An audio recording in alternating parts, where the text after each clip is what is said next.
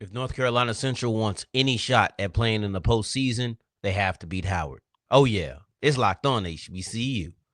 Play my music.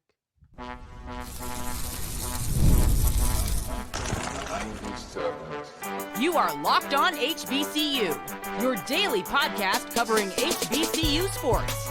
Part of the Locked On Podcast Network, your team every day. What's going on, family? Welcome back to another episode of the Locked On HBCU podcast, your number one daily one-stop shop for everything HBCU athletics. Monday through Friday, part of the Locked On Podcast Network, your team every day. And I, of course, am Darian Gray, a.k.a. the Mouth of the South, Texas Southern alum and former TSU Herald Sports editor and current contributing writer at USA Today's Saints Wire. Thank you for going on this journey with me. Make it Locked On HBCU, your first listen of the day, every day. And remember, just because the mic cuts off does not mean that the journey's over. It just means it's time to follow me on Twitter at South Exclusives. Starts with an S and ends with an S. Today's episode is brought to you by Game Time. Download the Game Time app, create an account, and use the code LOCKEDONCollege to get $20 off your first purchase. It's a lot of games that I want to break down today. I have 5 matchups that I want to highlight. We have Division II championships, both on the SIAC and the CIAA. Then in segment 2, I want to look at Alcorn versus Prairie A&M, but most importantly, South Carolina State versus Morgan State. And today's episode kicks off with a matchup that has always been heated, especially over the last couple of years. North Carolina Central versus Howard. This little rivalry is something that I'm watching every single year for the near future, as long as those head coaches are still the head coaches. North Carolina Central is playing for their postseason lives and whatever that could mean, right? They can't afford another loss. For MEAC purposes, I think that that's pretty obvious because we're talking about the Celebration Bowl. Even if we didn't get into the numbers and we were just talking, right? We know there ain't too much of the season left. We don't have to get into specifics. We know there's not too much of the season left. We know that they're behind South Carolina State. We know that they're trying to make ground on a team that doesn't look like they're slipping at any moment. I don't think North Carolina Central can lose a game. Now let's get into the specifics. Now let's actually get into the number aspect of it all. North Carolina Central is 1 game behind South Carolina State with 2 games left. They can't go 2 games behind South Carolina State with 1 game left. It just wouldn't work. And if we're talking about tiebreakers, then it really goes out of your favor because the truth of the matter is, if you lose this game, you're done. No matter what happens, South Carolina State could win, lose, draw. It does not matter. They cannot catch South Carolina State if they lose this game. So for MEAC purposes, I think it's obvious. I think we've discussed it before, but I wanted to just recap it because it's on topic. But the other aspect of this is, what if North Carolina Central wants to go to the playoffs? See, as HBCUs, we always prioritize Celebration Bowl first, secondary option. Not we want that, and then secondary option is the playoffs. Right now, you have the Tennessee States, North Carolina Central, North Carolina A&T, and Hamptons of the world who said we don't really care for the Celebration Bowl. We want to go into the playoffs. That's fine. I don't even know if the playoffs are a goal. I think it's a consolation prize. Honestly, I think it's a consolation prize for HBCUs, but they'll be happy about it. But if you lose to Howard, there's no playoffs either. That's over too. I don't know what exactly North Carolina Central's playoff hopes look like with a victory, but I know what they look like with a loss, and that's non-existent. It just doesn't work. I don't think that you can lose 2 games in the MEAC, lose 1 of your out-of-conference big-time matchups. I just think that's too much at the end of the day. At the end of the day, I think that's too much for you to really – I think it's too much for you to overlook if you're a voter, even with the history that North Carolina Central has, right? So for North Carolina Central, this is about holding on to a chance at playing in any kind of postseason game, right? You don't know what's going to happen with South Carolina State versus Morgan State. We'll look into how that plays a part in everything. But for North Carolina Central, This matchup is on Friday. You are the first game to be played. You can't think about what's going to happen in other matchups. You can't scoreboard watch. There's nothing to look at while you're on the sideline. It's just you and Howard, the only two teams playing. So everything that's at stake will forever be at stake from the beginning of the game to the end of the game. But Howard doesn't have any stakes, right? Like the stakes are drastically different. For North Carolina Central, they want to make sure that they're able to play in some sort of postseason play. So they need to win this game. For Howard, nothing changes or win or loss. Nothing changes in that. You know what you're going to do with a win. Go home at the end of the year. You know what you're going to do with a loss. Go home at the end of the year. Nothing's altered in that. So with that being the case, it's no stakes. And though the stakes are different, I think that the intensity will be the same for both squads because they don't like each other. These two teams do not seem to like each other. I won't sit here and act like I know how far back the Howard versus North Carolina Central rivalry goes and what the energy between those schools historically is. I won't do that. I'm not a historian, right? I'm a young guy who I'm getting invested in the here and the now. That's what I primarily do. I don't try to go back and study all of these things. I can pick up on certain rivalries, and I enjoy doing that. I don't know what it is. This is intense enough over the last 3 years for me to say this is a heated rivalry, and these two schools don't like each other. I don't think that these two coaches like each other, quite frankly. I really don't. I don't think that there's any love lost between the head coaches of North Carolina Central and Howard. I've heard comments made, right? You're talking about two back-to-back blowouts. These are the two teams who have been 1-2 in the conference over the last 2 seasons. This game has decided who will be the MEAC representative in the Celebration Bowl. That obviously won't be the case this year. There'll be way more that decides that. There's animosity. And that's why I think that this is going to be a big game. It's been some 40-point whippings. Let me play what Joshua Sims said on the show, because though this game doesn't have the power, and we spoke about it, and this was before the South Carolina State game, I think that the sentiment remains. So I want to play what HBCU Nightly said. D, let's make it clear.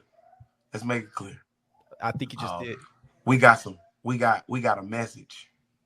We got some messages we got to send to them boys up in DC, because they got to feeling themselves a little bit like we hadn't been dominating them since we got into the Mid-Eastern Athletic Conference. So we got a message. They got to come to 1801 Fayetteville Street. Mm-hmm. I ain't looking too far ahead. Yeah. We take care of business down in Orangeburg the way I expect us to do so. We take care of business down in Orangeburg. I promise you. I'm promising you right here on your show that we got a message we're going to send through Howard to the entire fan base. And they may not care, because, Howard fan base, they're a little finicky. They're a little finicky. They may not care about football right now. They might be looking forward to basketball season. Like I know it's some fans at Howard that's worried about volleyball season right now, and they're concerned about swimming and all that other stuff. So we gonna put them out their misery when that time comes. Now, I don't think anything's changed. Did they beat South Carolina State? No.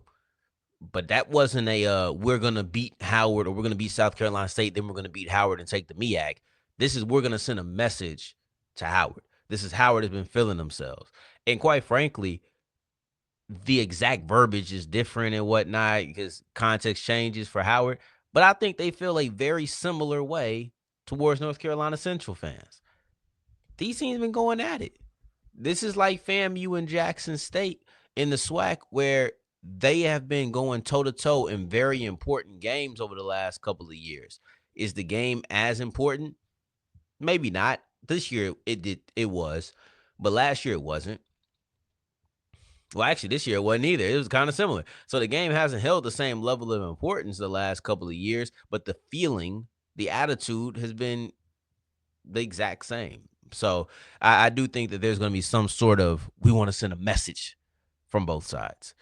And as we push forward, Morgan State versus South Carolina State. It's another big-time MEAC matchup in addition to Alcorn versus Prairie View A&M. Let's get into that as we continue with Locked On HBCU. Today's episode is brought to you by Game Time. And Game Time is the only place that I go get any of my tickets. It doesn't matter what I'm doing. right? Let's just say I want to have fun and I want to take a trip out to Fort Worth, right? Let's say I want to take a trip out to Fort Worth. I'm going to go ahead and go to Game Time and say, what's going on in Fort Worth? Or if it's nothing in Fort Worth that weekend, I'll go check out what's in Dallas. It's many options. Matter of fact, I don't have my phone on me right now, but the Jake Paul versus Mike Tyson, AMA, it's in Arlington, right? You go ahead and go to that event. You can find the best prices, and they're going to be some expensive tickets. The best prices will be on Game Time. It's that simple.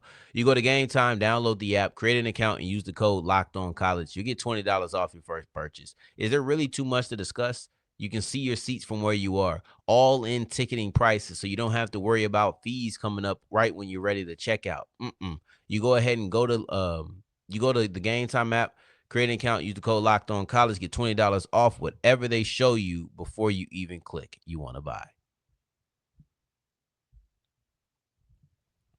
As we continue rolling on today's episode of Locked On HBCU, I appreciate you for making this your first listen of the day. Every day for your second listen, make sure you're checking out Locked On College Football for everything that you need to know around the big time games every single week. And we're getting closer to the college football playoffs, so let's keep that tuned in.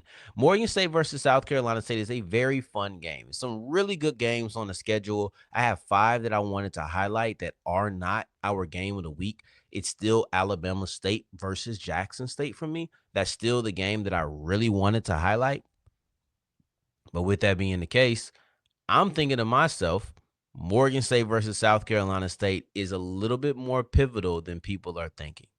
The stakes with Morgan State versus South Carolina State are a whole lot different. And you know what? If North Carolina Central loses to Howard on Friday, it gets even more interesting because Morgan State has a chance to sneak away with the MEAC. I know we don't talk about that often, but they have a chance to sneak away with the MEAC. And if they beat South Carolina State, I don't know the three-way ties. We can get into that if we need to get into that. But Morgan State becomes a player, right? Like, you need Morgan State to win out if you're North Carolina Central. But at the same time, it doesn't guarantee that you'll win. I would have to look at what the three-way ties are. Morgan State could win that three-way. Or better yet, what if Central loses to Howard and Morgan State beats South Carolina State? If Central loses to Howard and Morgan State beats South Carolina State, all the things that we said about the Bulldogs go out the window because the Bears are now in the driver's seat and they are first place in the MEAC. And that would be absolutely insane to see. It would be absolutely insane to see the top 2 teams or the tier 1 teams that I talked about coming into the year. They're tier 2. The tier 2 teams are now tier 1. And the tier 2 team that I declared as the better of the 2, it's not really a duo, but the team I named better of the 2 would end up being second place in the conference because they lost to the team I said was the worst of the 2. Craziness, man. Craziness. But let's kind of move away from that hypothetical and solely look at this game, because what this does is this puts Morgan State in the conversation for the MEAC Championship. What it also has the possibility to do is to put South Carolina State not only in the conversation, but to end the conversation. If South Carolina State wins this game, I don't care what happens. Howard could beat North Carolina Central by 50. North Carolina Central could beat Howard by 50. It doesn't matter. There'll be one game left, and they'll have beaten everybody except for their last opponent. They cannot, and they being South Carolina State, lose the MEAC if they win this week. They can tie, they can do the co-champion thing, and maybe at the end of the year, it's them and North Carolina Central as co-champions. Whatever, right? Maybe that happens. But there's nobody else going to be the MEAC champion. There's nobody else that's going to be the conference representative in the Celebration Bowl. So this game holds a lot of weight, and it's not as complicated as the Morgan State situation. One thing I'll say coming into this game is Morgan State's defense has looked susceptible. I know that we've talked about how anti that Morgan State has been. That ain't Morgan State football, the ability to win high-scoring games, right? You think that if you have a good game on the defense that you're going to beat them. But that hasn't been the case over the last 2 weeks. And when we've been discussing these games, we've only talked about the positive side. The positive side is that Morgan State is scoring more points than we expected them to score. The negative side is they're allowing more points than we've expected them to allow. That's the difference, right? We don't really talk about that because them putting up 30 points is as amazing as it gets, but them allowing 30 points back to back is as disappointing as it gets. That's an important part of the conversation because let's say Morgan State has figured out things offensively. Who do you trust to win a shootout more? I trust Eric Phoenix. I trust Caden High. I trust Ianaj Carter. I trust Justin Smith-Brown. That's who I'm trusting. And then you get into the fact that South Carolina State's defense has been really good. So if it comes into a shootout, which the last 2 weeks for Morgan State have been, I am not banking on the Bears. I'm putting my money on the Bulldogs. I think that they're obviously the better team. I think that there's a route for Morgan State to win. But South Carolina State is clearly the better team in this matchup. I don't even really think it's a conversation. But I don't even want to say this is any given Saturday. I think that this is just two teams that Morgan State's defense could come in and shut things down immediately. That could happen, and it wouldn't be shocking. Now, I want to briefly get into Alcorn versus Prairie View because this is a battle for second place, and that's why it comes second in our conversation. Alcorn is always interesting to me because of Xavier Vaughn, that dual threat ability that you saw on great display last week. 170 yards, 170 passing yards, 130 rushing yards, the true duality of the quarterback. And it always makes you a threat, especially when you have Jacorian Sewell there. It unlocks the run game at all times, and you know that at any moment they could break one. That is the fear of playing Alcorn. The fear of playing Alcorn is what's going to happen on the ground. Is it going to be Sewell? Is it going to be Vaughn?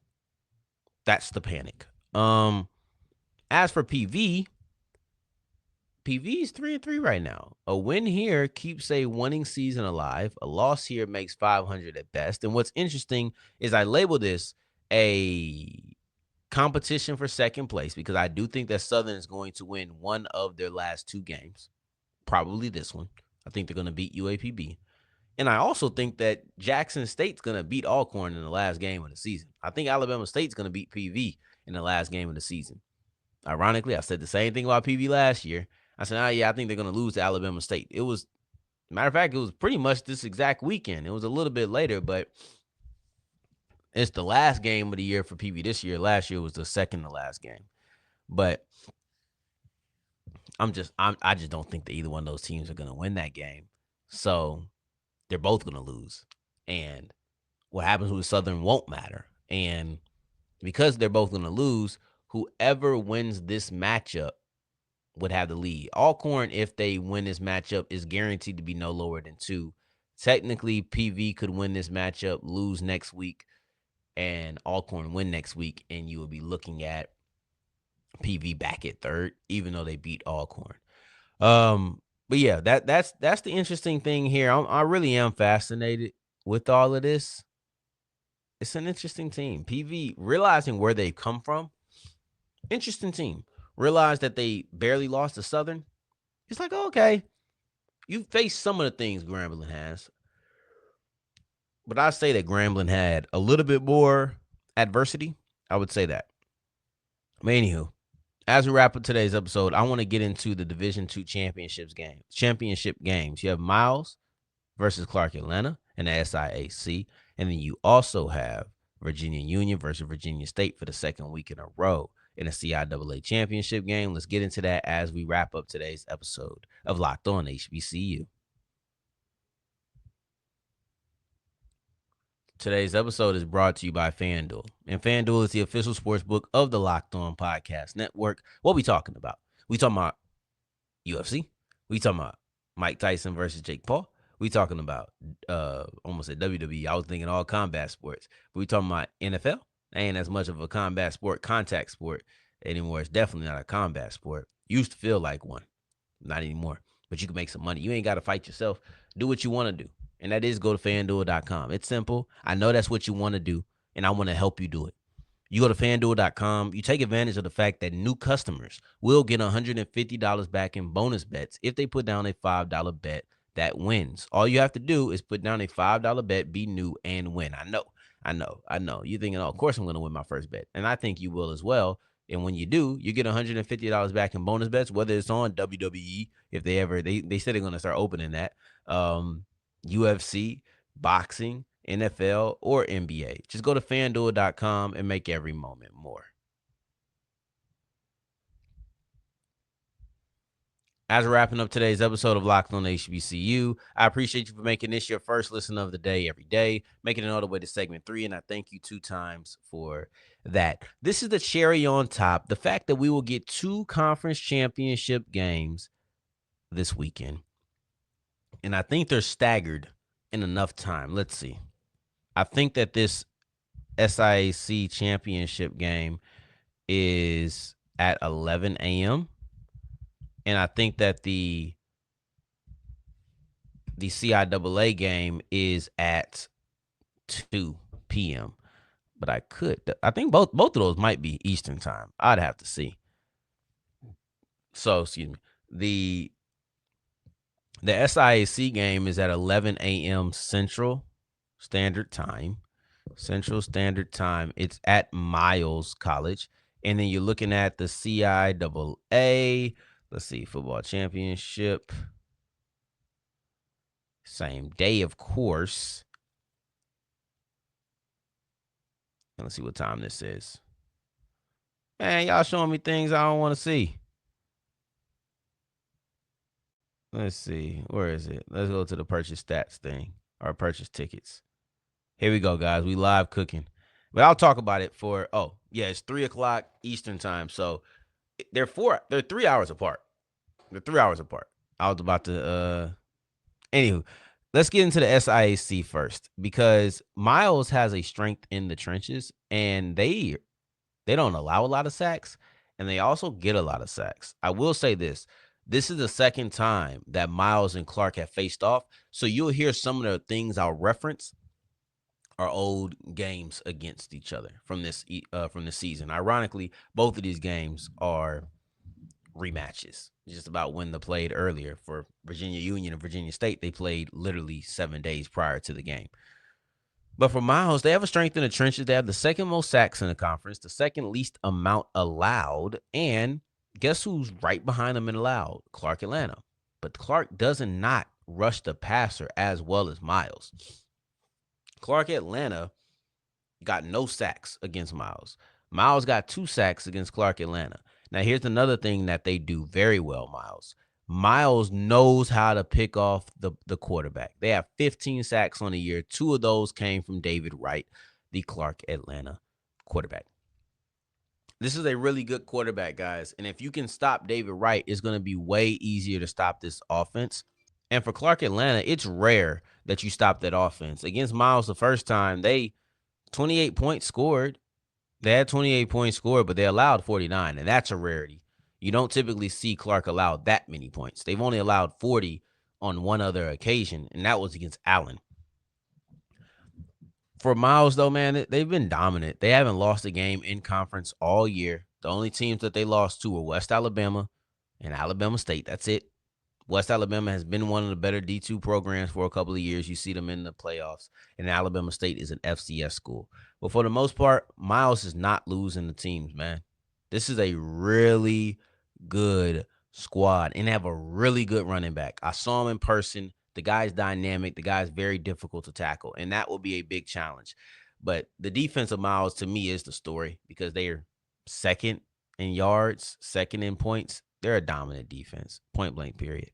Then as far as the CIAA goes, y'all know how I feel. When it comes to Union, I'm talking about one man, and that is Jada Byers. When it comes to Jada Byers, you stopped him the first time. Can you do it again? I don't think we have to make this one complicated. Jada Byers had 105 yards, and for most people, that's a solid day, right? If the Virginia State running back gets for 105 yards, I'm probably saying solid contributions. But when you're looking at Jada Byers, it just feels different, guys. Like 105 feels like a 60-yard day for somebody else. Jada Byers has to go crazy. It's the championship game. This is the CIAA title game. Union is looking to go back-to-back. They haven't, I don't remember the last time they've done that. You got to have your star players show up. And I'm not, and to be clear, I'm not saying he didn't show up, but you got to have a Jada Byers type game. You got to be 130 and up. So I'm looking for Jada Byers to be 130 and up. I don't want to go over everything that we're comparing in this game because we did that already. But I'll focus on one player, the impact player. For Virginia State, it's the quarterback. Romello has to be able to throw the ball. He has to, right? That's undebatable. Against them last time, he had 294 yards and 3 touchdowns. That's solid. We'll take that, right? And Mark Wright for Virginia Union had 324. I'd much rather allow Jada Byers to get me 150 than have my quarterback having to sling it. It's just situational football. Some things you don't want. Virginia Union versus Virginia State. Virginia State came up with the win last week. We'll see what happens this week as they're going right back to it. This kind of reminds me of when the Cowboys and Eagles used to play each other in the last game of the season and then double back and play in the wild card round. That's what this reminds me of, because that happened like on 2 occasions when I was coming up. But in the meantime, in between time, we'll be back. We will be back tomorrow with our game of the week, and that is Alabama State versus Jackson State. In the meantime, in between time, until the next time we hear each other, family, take care. Stay blessed. Peace.